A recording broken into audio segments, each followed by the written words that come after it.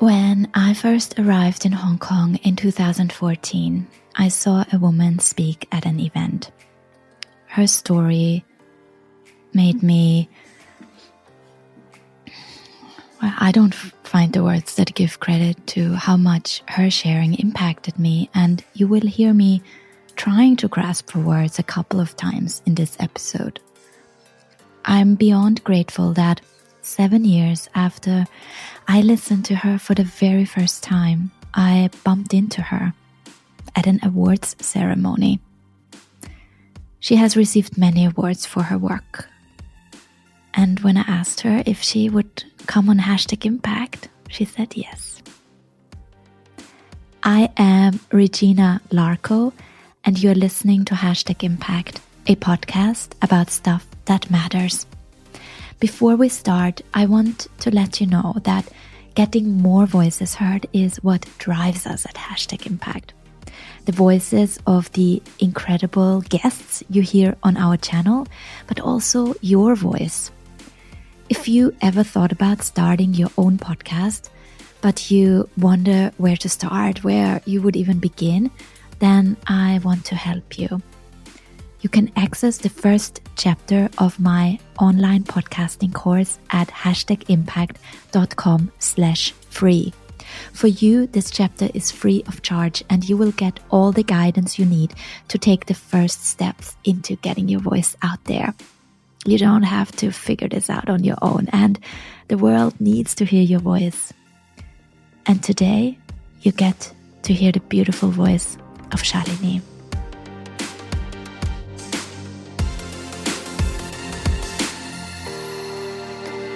Shalini Mahtani is a mom of 3. She is a feminist and a champion for social injustice. Ethnically Indian, she is an ethnic minority of Hong Kong. An accountant by training, a banker subsequently, she founded an NGO called Community Business, working with companies on diversity and inclusion. She also founded the Zubin Foundation, a charity that improves the lives of Hong Kong ethnic minorities. The charity works in outreach and systemic changes and is named after her son Zubin, who died of medical negligence in oh my goodness, I cannot say it, see? In 2009. I just stumbled over this, Shalini. When I asked you what others should know about you beforehand, that's what I just read out to our audience. You said, the first thing you said is that you are a mom of 3. And in an interview you gave a few years back, what I heard there was that often you notice that although this title, the title of the mom that is featured on your CV, it is the one that most often is left out than when the people that interview introduce you. How do you feel about that?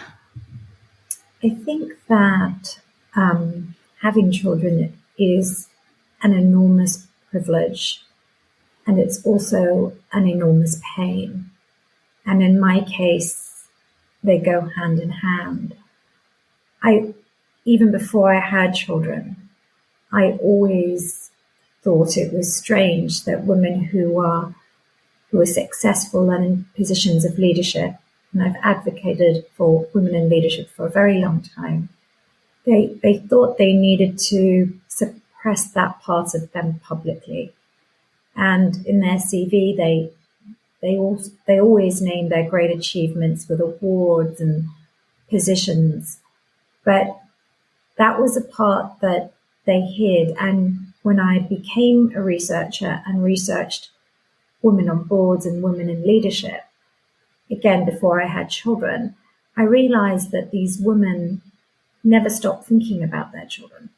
And for them, their children were central to everything they did. And there was also this constant guilt that they felt. But they never put that on their CV. And I felt that was strange that society had pushed us to not recognize that role if we were leading organizations. And I just felt when I had children, I needed to put that forward because it is my biggest role, and it is a role that doesn't go away. It doesn't end at any time, and it doesn't end, hopefully, for the rest of my life.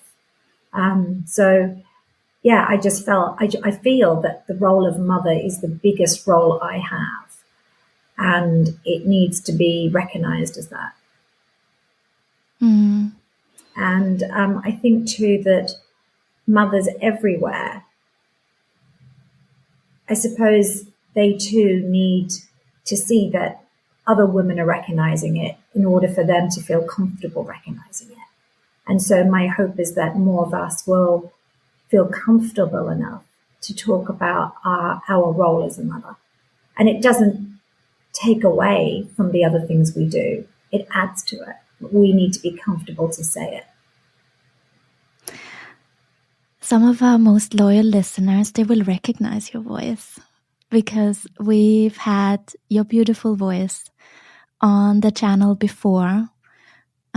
It has been almost 2 years. Can you believe it? It was a special that our very talented Avani Laroyo put together while I was still on maternity break, actually. So this is almost like a little bit of a following up on that conversation that I wish we would have already had back then, but I was just not in the office just yet. But I'm so grateful for that episode when we talked to 3 charities in Hong Kong to share how they were coping with the pandemic and how they had pivoted.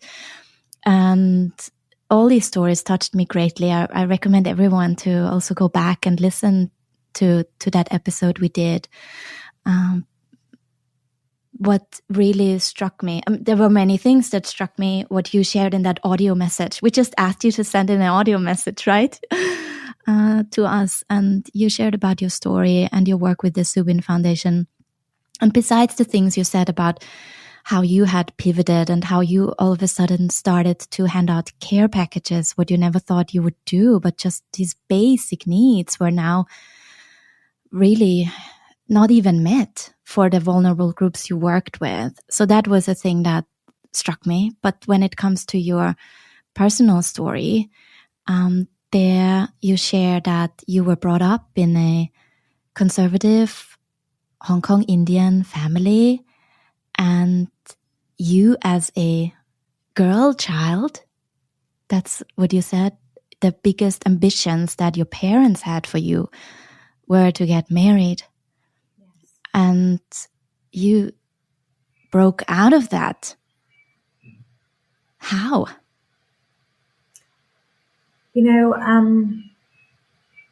So from a very young age, I was told that I would marry. And I was told that I wouldn't study past a certain grade. And in those days, that was known as Form 5, or for those of you who have kids in the UK, it's up to your GCSE levels. And if I was exceptional, I would do my A levels, which is to get to equivalent of the IB or the A levels. And it was just clear. It was always told to me too that I kind of am not going to be in that family permanently, that my end family will be the family into which I marry.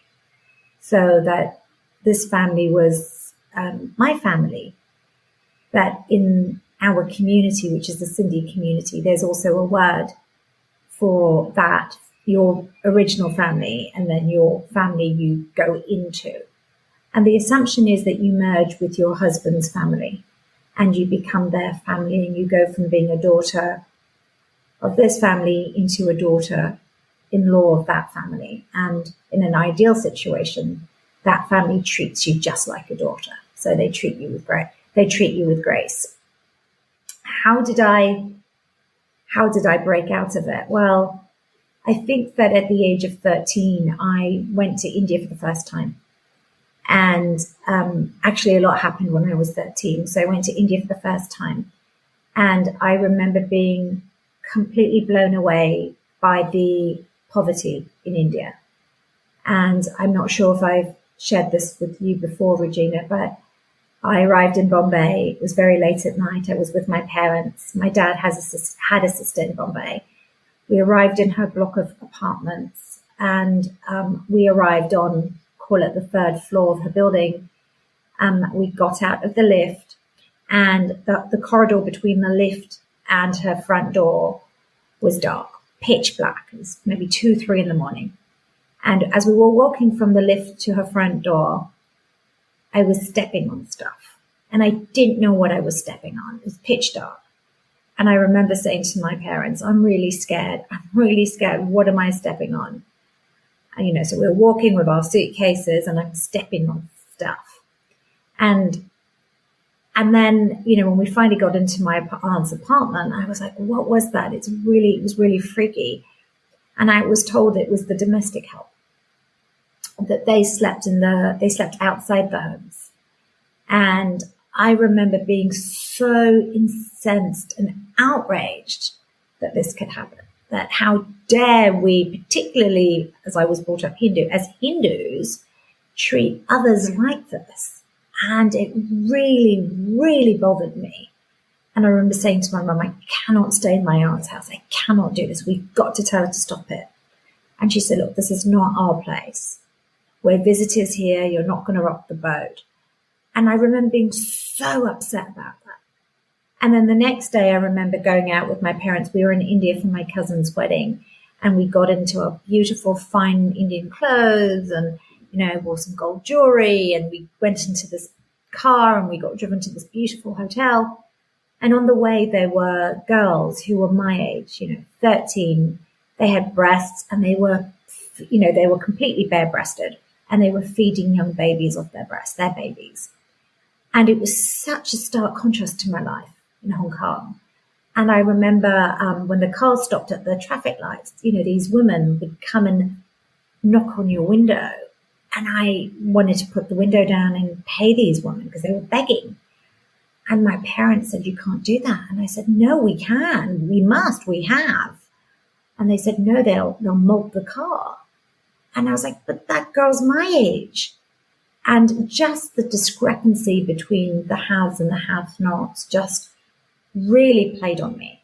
So at 13, that was the first thing that happened. The second thing that happened at 13 was I had this wonderful teacher at school who was my English teacher, and she was white South African.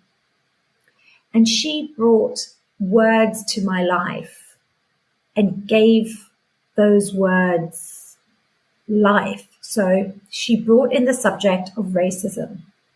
And I had always known that I was treated differently in school, that the brown kids were treated differently to the white kids, that my mum and dad treated white people differently, almost with more superiority. And I didn't know that word before.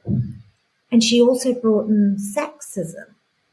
And I had encountered that my whole life, but I had never known that this is a whole philosophy, where people are sexist. And so she gave me words which hadn't been part of my vocabulary. And I started to see that these things weren't just happening to me, they were happening to other people in the world. And they were wrong, that they were actually wrong.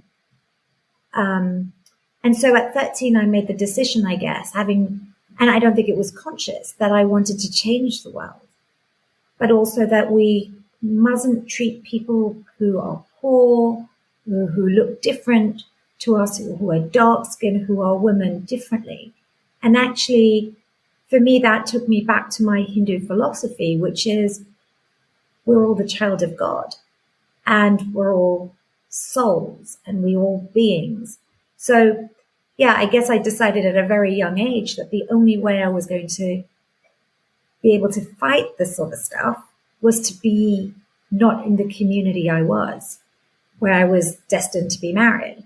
So the way I did that was study. And I studied to the point where I wanted to go to university. I did my GCSEs and my A levels. And I was really lucky to have a deputy headmaster at school who championed for me with my parents. And he basically said, if you don't send your daughter to university, I'm going to send her to university. And I do wonder if there are teachers like that still today, but I really hope they are, because without this man, I don't know that I would have gone to university. And so I went to one of the best universities in the world, and I loved my time away. I grew up, I saw the world, I became much more open to differences than I was before by just living in a different community. So I guess I saw injustice. I saw social injustice in my own life. And then when I saw it externally, it resonated with me because certainly I wasn't a victim of poverty, but I was a victim of oppression.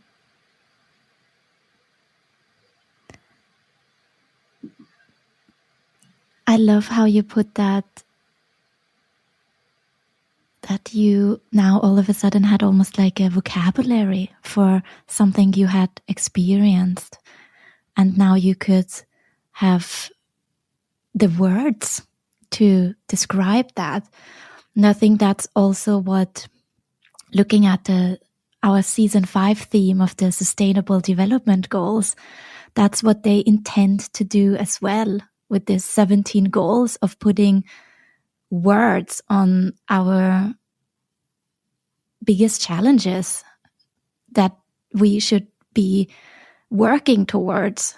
And you with the Zubin Foundation are covering so many of those. I instantly was struck by of course, there is goal number 3, health, well-being. You are running this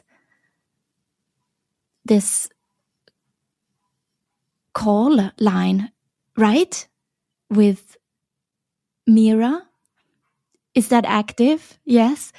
And in so many languages as well, where people can reach out if they are struggling with mental health and well-being, or if they are in situations where they feel unsafe. And I absolutely love that it is named after your late mom, Mira, right?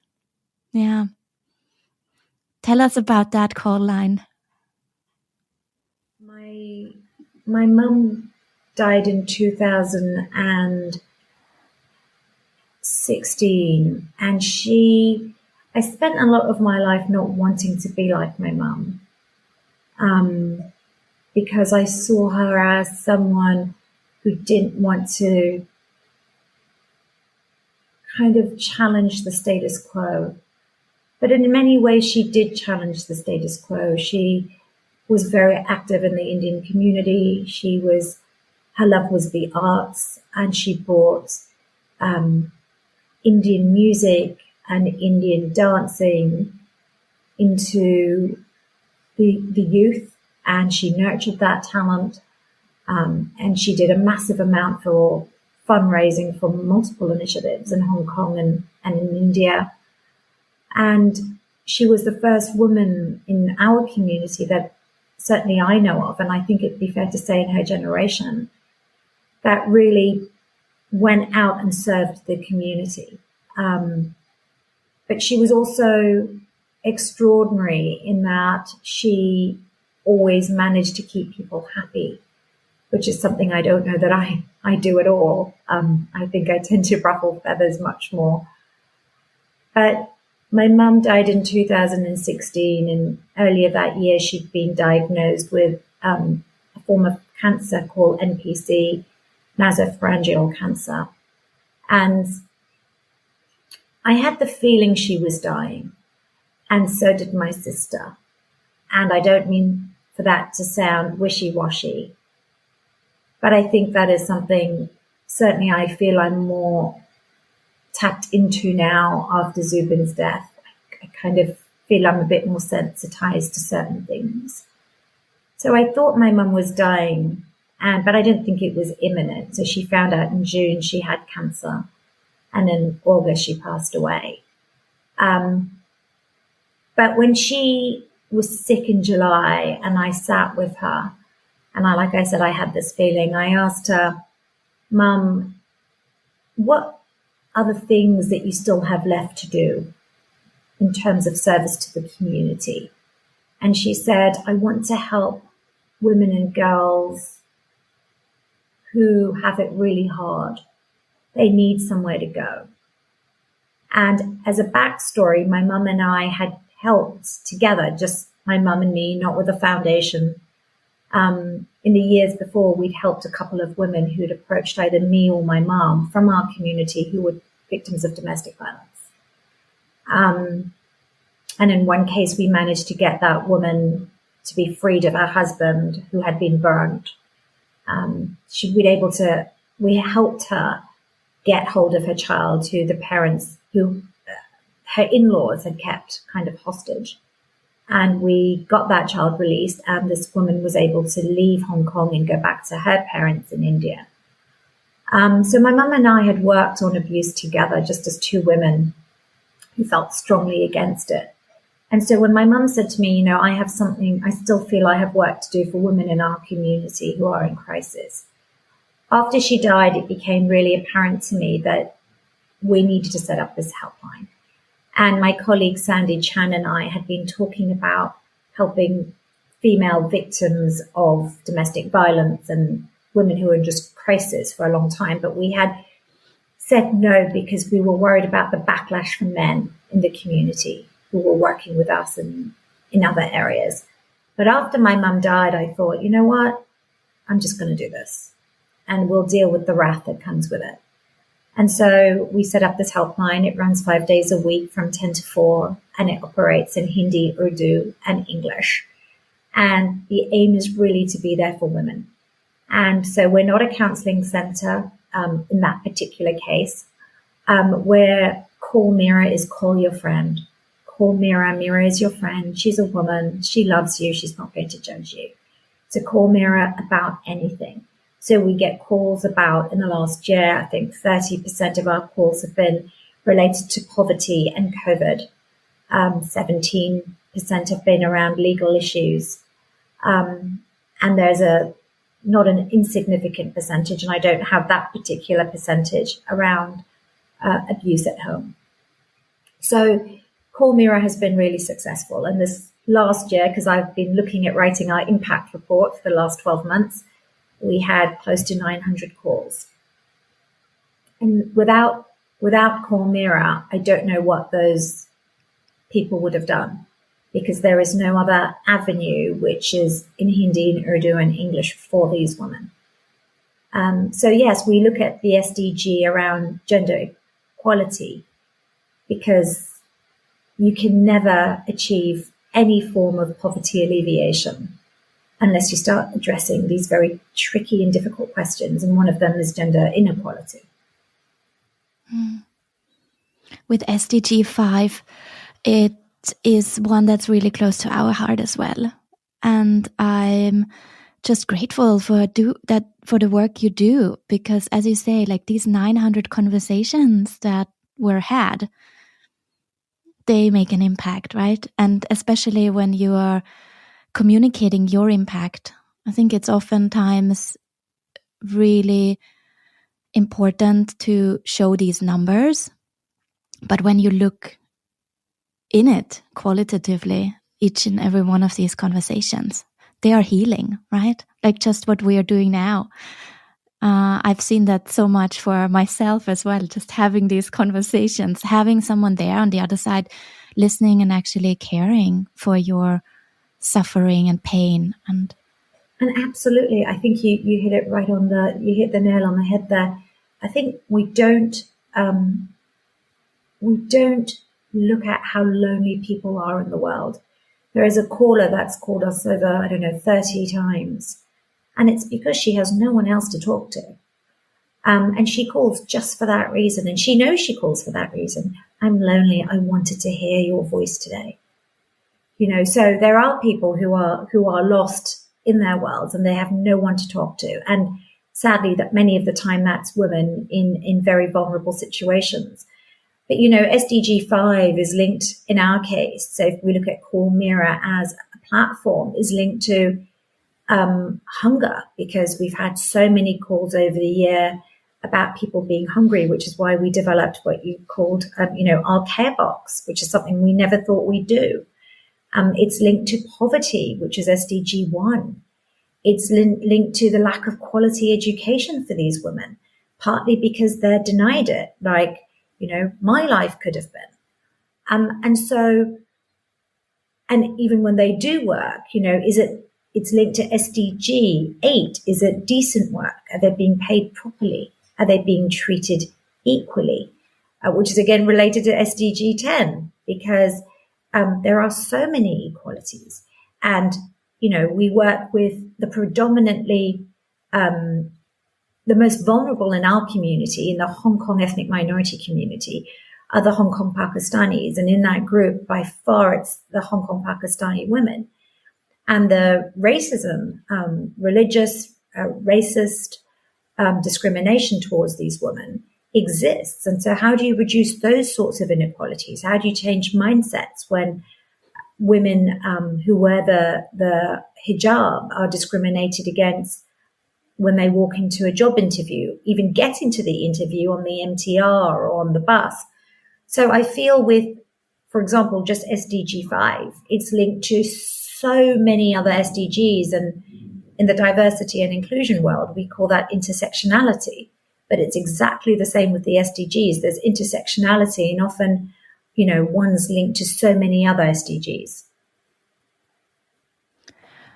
In my conversations with all these amazing change makers I had in the past 5 years, we're going on 5 years of #Impact Podcast. Can you believe it?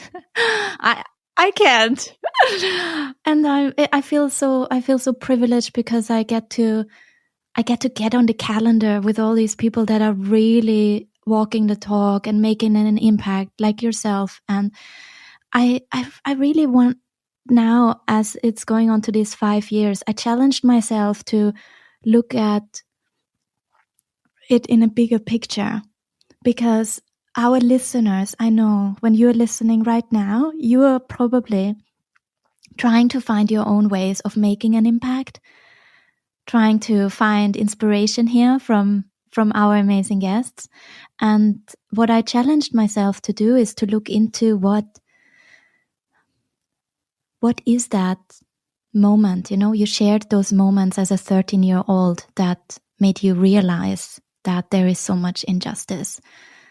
But what are other things that are defining us in a way that helps us to actually keep going with our mission and vision of making that world a better place? And you know what I've discovered? Oftentimes, I think it's pain. It's something that is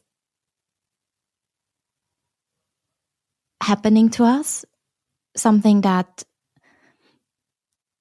defined us in a way that we are ourselves suffering, and we want to reduce that suffering for others. And I just wanted to hear your thoughts on that. How do you look and cope with pain? Oh, I don't know that I'm the best example here.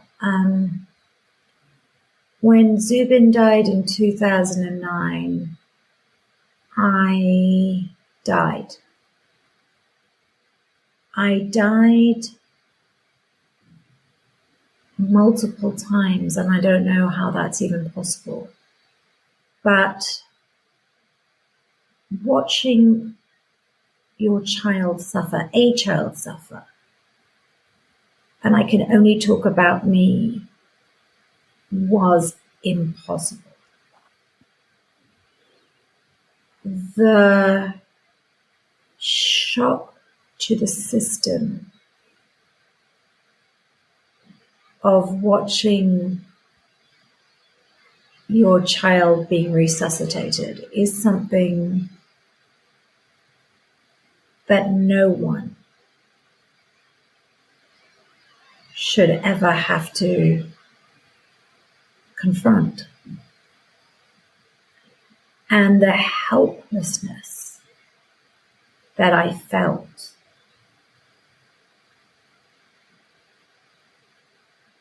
I still feel, because I didn't save him. I couldn't save him. I didn't save him. Sometimes it's the same thing. And the shock to the system of watching that and having it permeate into your fiber. The pain is not in one place. It's in every cell. And I feel it still.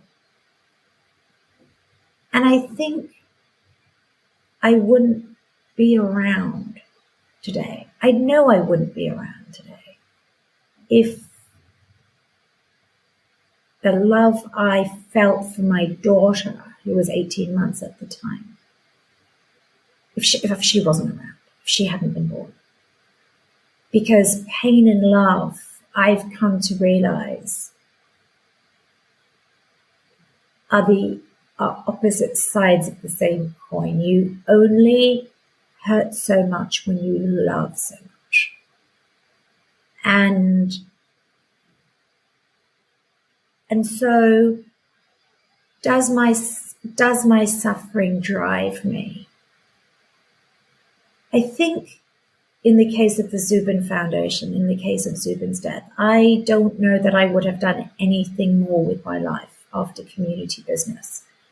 When Zubin died, I stepped down from that organization that I founded, and I just couldn't breathe. And I just wanted to be with my daughter. And that's all I wanted. And many years later, 5 years later, a friend of mine, a really good friend of mine, he had set up a trust called the Zubin Foundation. And he was leaving the company that managed the trust. And he said, you're going to have to turn this into a charity now. Because when Zubin passed away, people donated to that. And so there was this money that I had to use because he had said in the obituary that, please make checks out payable, if you want to make a donation to this trust that he'd set up. So I almost think that he had planned for this time for me. And so I had this vehicle that I had to drive. And then when I thought about how much, I don't know, am I allowed to swear on this? Absolutely. How much shit there is that happens to people in my community who are poor, who are discriminated against, who have no voice. I thought, my beginnings were so similar to some of these women in that, I came from financial privilege, but my education wasn't meant to go higher than the age of 16, possibly 18. I was supposed to marry someone at the age of 18. I was supposed to not study any further. I was supposed not to be an argumentative woman. And I broke those barriers because people helped me along the way. And I need to help others. But I didn't do that when people say, oh, that's so nice of you. And I say, no, you don't get it. I would give it all up if I could have Zubin back. I'm not this great martyr. I did it because circumstances led me to this with this trust. And then I had to do something with the money because people gave it to us. And then I wanted to look at an issue that was so hard that no one touched in Hong Kong. And given that I'm a brown woman and I understand a lot of this community, I decided to champion for them. Yes, my suffering has helped me channel some of that anger into something good for others. But I would, in a heartbeat, and it sounds terrible, but last year we impacted the lives of over 15,000 people. If I could undo that and have my child back, I would. But you know what? Nobody asked if they could take my child away. I didn't have a choice. And so I have to play the cards that have been given to me, and these are the cards. But certainly from the anti-discrimination perspective, that is something that I do use my pain, I suppose, to channel for the betterment of others. And I use it in many communities. I use it to our ethnic minority community to say, would it be so bad if your daughter was educated like me? Am I so bad? And then I also use it when people stereotype ethnic minority women. And I say, really? Am I like that? So I use the pain in different ways, I suppose. He would be 15 going on 16. If this would be a moment, what would you say to him today? I don't know. I don't even know that I can go there emotionally. I don't think I have the strength to go there. But I do find it extraordinarily difficult still to look at boys who are that age. I find it hard. I find myself thinking, and it does. I find myself wondering, because I lost him at 3. He wasn't given that chance. We weren't given that chance. I don't know what I would say to him. But I tell you what, I would do anything to have him back for a moment. But yeah, we spend our lives negotiating with God. As a mother of a lost child, you do a lot of negotiating to no avail, by the way. So,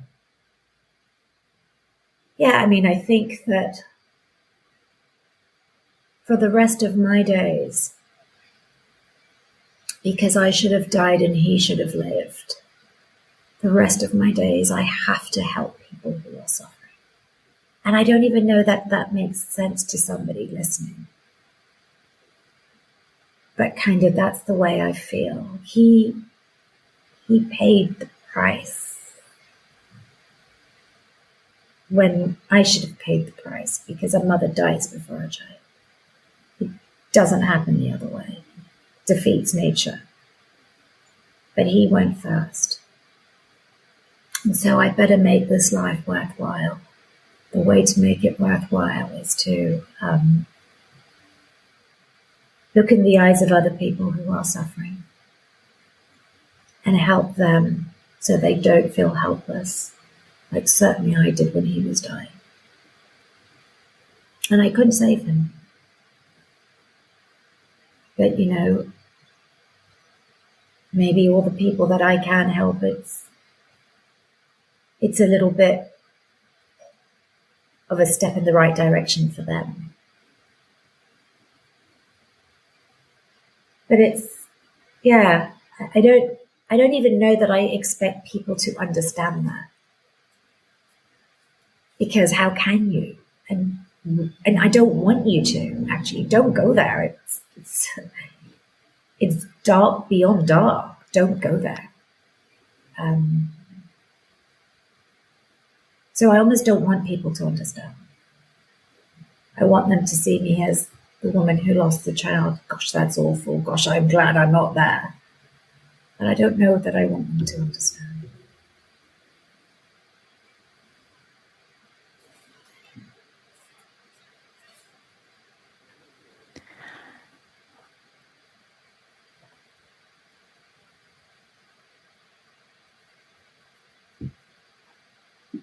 I'm trying to find the words. Do you notice? There are no words, and I also know that's okay.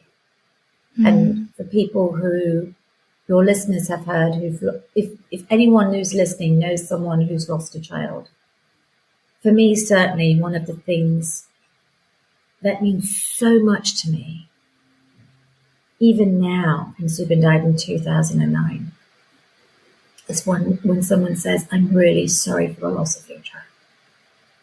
Because it's about acknowledging that he lived. And he lives. He lives in that word that you said, I'm sorry that you lost him. And acknowledge that child. Because I can tell you that for the mother, it is huge. It is monumental. And she walks with that child still. Which is why when people ask me, the hardest question you can ask me, the hardest question is, how many children do you have? Because for most people, it's simple. But for me, I have 3. But if I'm paying at the supermarket and I have one of my children with me and the cashier asks me, how many do you have? I don't want to get into a discussion about my dead child. And I don't want to ignore and delete him, because that's not the way I feel, and it's just not the way it is. It's not the truth. He's still my child. He doesn't live with me. But for as long as I live, he lives in me. And so I have 3 children. And so the way I explain it to my children, always have, is I have 3 children. Mummy will always have 3 children. One lives with God, and both of you live with me. So it's kind of hard to get into that conversation with someone,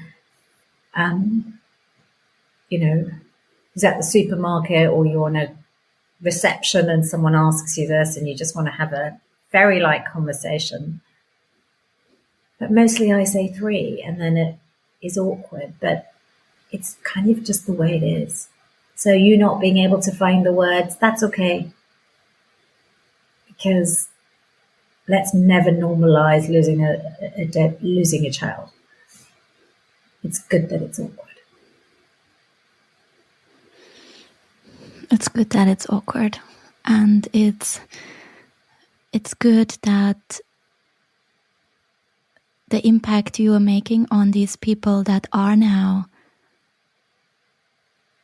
helped with your work with the Zubin Foundation have this place now as well that you have created for them, and the conversations you are continuing to have, and the systemic change that you are driving. And we didn't even get to the details of all of that amazing work you are doing and keep doing, because we always, looking at the times and not having, I would love to have just another 5 hours to just hear all about that. But you know what I would love the listeners to do is to discover it for themselves as they are going to your channels, looking into the programs you're running, connecting with you on LinkedIn and the places where you are active, so that they can learn more about the Zubin Foundation and how they can become involved as well and can support. Should we do that, Shalini? Absolutely. So I'd be, delighted if your listeners would check out the Zubin Foundation. Simple, www.zubinfoundation.org. Also, March 21st is the International Day for the Elimination of Race Discrimination.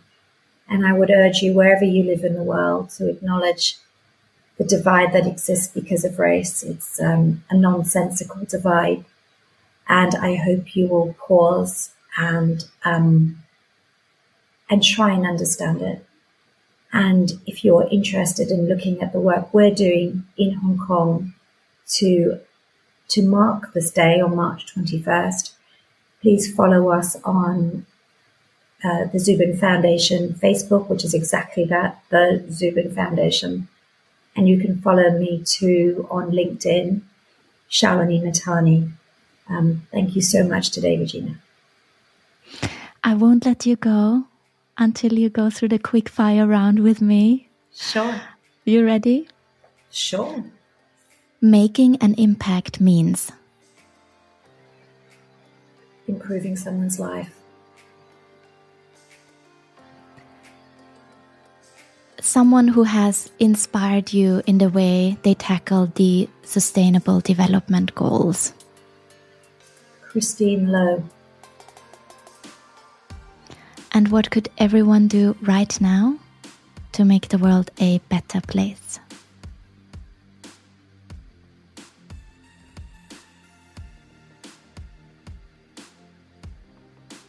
Everyone. Oh, that's a tough one. What could everyone do to make the world a better place? I have a motto that my team know, which is, we help because we can. Anyone listening to this podcast can help. They have a device and they're listening on this device to me speak.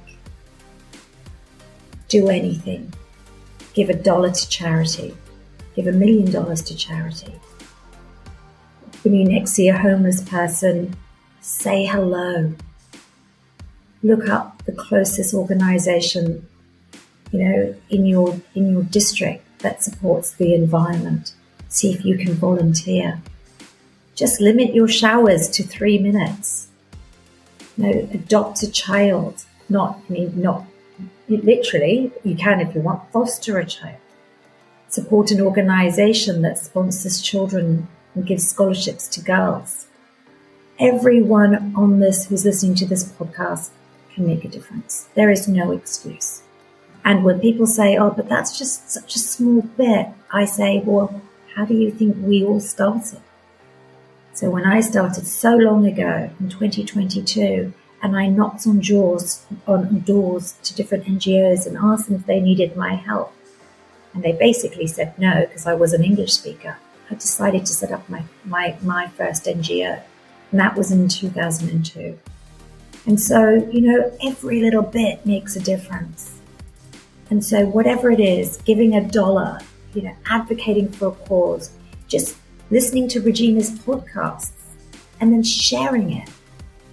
Just do your little bit because you can. It's as simple as that. Do your bit because you can.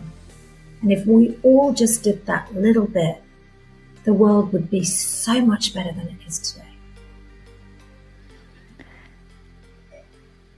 Do your bit because you can. Oh, thank you so much. Thank you so much. I appreciate you taking the time and you sharing from your heart. It means everything. And there's one thing that I would love to quote. Actually, I don't do that. I'm totally going over my own script here today. But it's been so inspiring, and I think it wraps it up beautifully as well. What you shared in Dear Hong Kong, I have you here with me. Oh, wow. The beautiful Dear Hong Kong publication. I think I would like to read this. Wait, let me make this happen.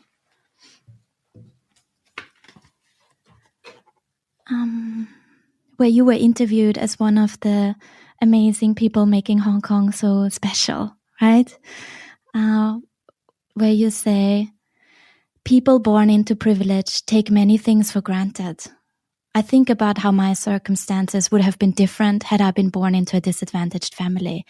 If I had been born in that situation, I would hope that there would be champions in the community who would try and help me. I co-created a foundation that works with the most marginalized ethnic minorities to improve their lives and reduce suffering. I'm a fundamental believer in diversity, inclusion, and trying to influence systemic and positive change. And oh, you are, Shalini, you are. So thank you for that. Thank you for being that champion, for making that change, for doing that thing because you can. And it's such an inspiration for us and our community here at #Impact. Thank you so much. Thank you so much for listening. If you want to start your own podcast, get your voice out there in the world, I want to help you. You can head over to #impact.com/free to access the first chapter of my podcasting course. Without any strings attached, it will give you the foundation to get your podcast going, to put your vision in writing, and to show you all the tools you need to have a really, really great start. For every sold course, we also give free access to the full course to our NGO fellows. We are currently working with the most amazing NGOs.